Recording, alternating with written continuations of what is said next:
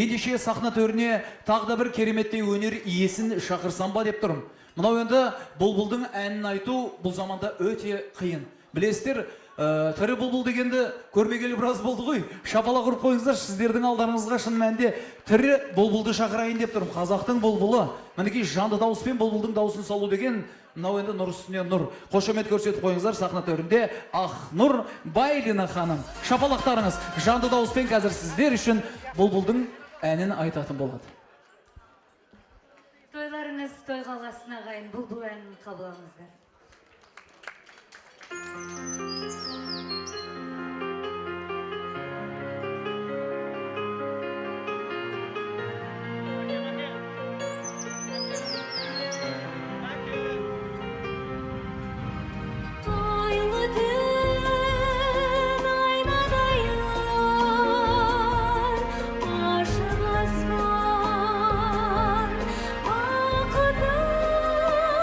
Жұлдызындай,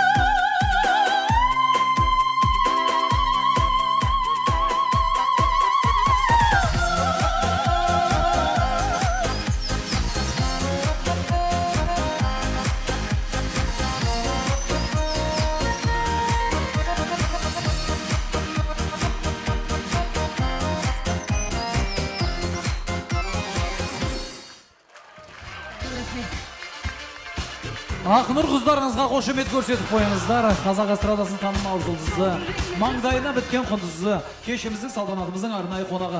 Ақнұр ханым, құдай қаласа сіздің шаңырағыңызда да ұлан асыр осындай той бола берсін деген